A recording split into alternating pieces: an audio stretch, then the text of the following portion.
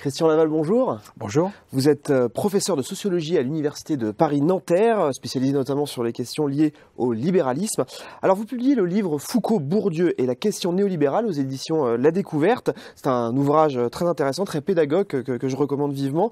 Alors ce qui saute aux yeux dans votre ouvrage, c'est que ces deux grands intellectuels du XXe siècle, en fait, n'abordent pas du tout la question du néolibéralisme de la même manière. Oui. Alors d'abord, moi, je voudrais dire que ce sont en effet, comme vous le dites, des auteurs particulièrement lus, bien connus, aussi bien en France qu'à l'étranger. Et donc, la particularité de ces deux auteurs, ce qui est un peu oublié, c'est qu'ils se sont intéressés au néolibéralisme à deux époques différentes.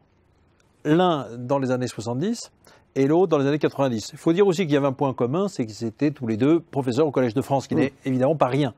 Et ils prennent effectivement le néolibéralisme de façon assez différente. Pour l'un, pour Foucault, qui est philosophe, il a entamé en fait une grande histoire des formes de gouvernement, et depuis longtemps.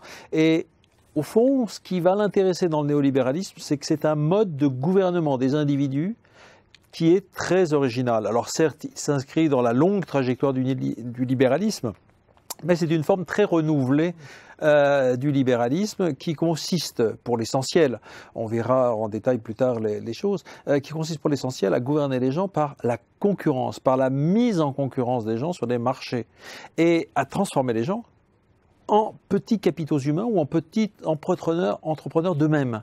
D'une certaine façon, le néolibéralisme, et ce sera la même chose pour Bourdieu, j'y viens, ce n'est pas une politique économique.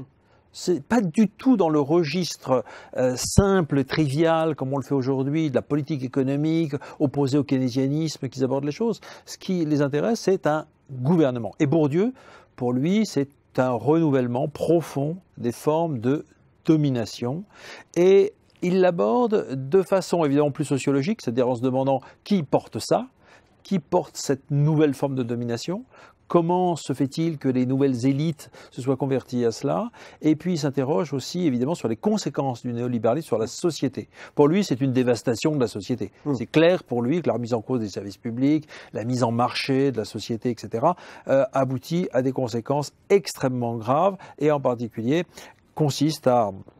conduit à la poussée de la xénophobie, etc.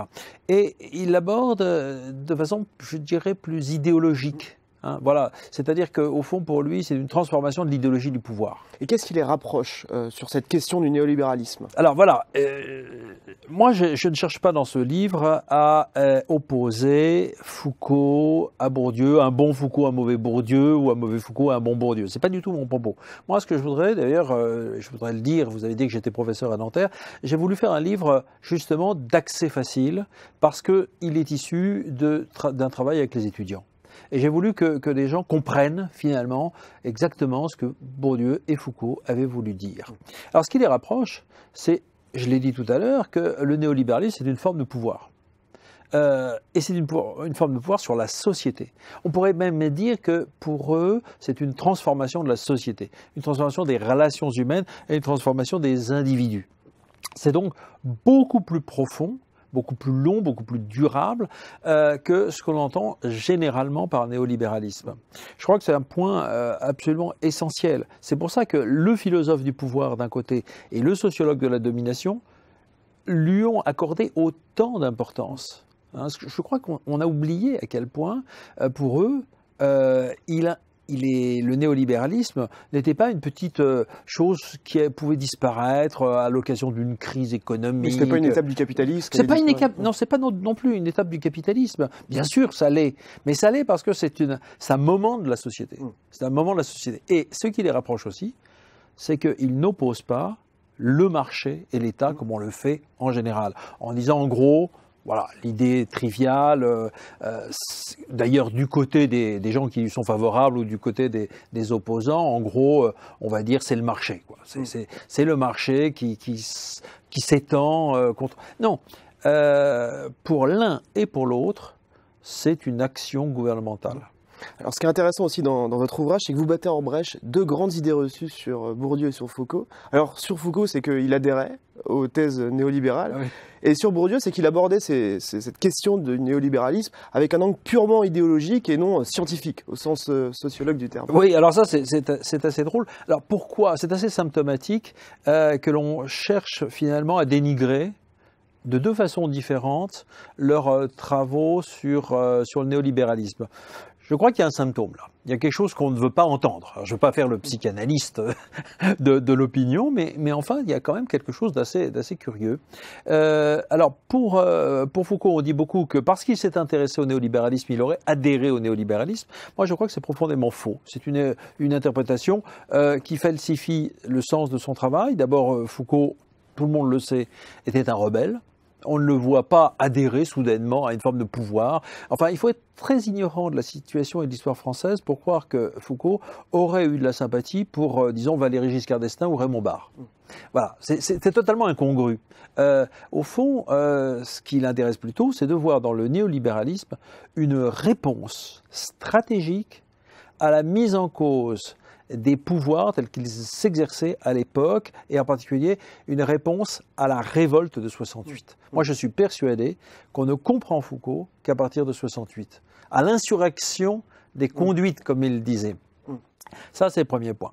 Deuxième point, Bourdieu. Alors, on l'accuse d'être un idéologue, d'être sorti au fond du champ scientifique de la sociologie. Alors d'abord, moi j'ai essayé de montrer dans ce livre, après d'autres, que Bourdieu est toujours intervenu dans l'espace public. Ce n'est pas du tout nouveau qu'il intervienne. Il pense que c'est la tâche du sociologue que d'être une sorte de météorologue, on dirait aujourd'hui le climatologue. De la même façon qu'un climatologue alerte l'opinion mondiale sur les risques climatiques, de la même façon, pour Bourdieu, un sociologue a le devoir de dire qu'il y a des dangers dans certaines formes d'activité étatique, et en particulier celle qui prend la forme du néolibéralisme. On l'a vu en 1995, au moment des grèves. Alors on l'a vu d'abord en 1993, avec La misère du monde, qui était un livre très important, un livre collectif, mais très important. Et puis on l'a revu en 1995, effectivement, avec son discours de la gare de Lyon, des cheminots, le 13 décembre 1995. Mais je voulais dire juste un petit point, c'est que Bourdieu conteste vivement la prétention de la science économique dominante à expliquer la société et à rendre compte de la conduite humaine. Pour lui, la sociologie est une science bien supérieure à la science économique dominante qui est fondée sur une image abstraite, ahistorique, asociale de l'homme, qui est l'homme économique, l'homo economicus. Et toute sa tentative, c'est de faire que la sociologie soit plus réaliste et donc plus scientifique que la science économique dominante qui, précisément, pour lui, est au fondement du néolibéralisme. Eh bien, un grand merci Christian Laval d'être venu sur notre plateau. Et pour celles et ceux qui veulent aller plus loin, je rappelle la publication de votre ouvrage Foucault, Bourdieu et la question néolibérale aux éditions La Découverte. Merci à vous. Je vous en prie, merci.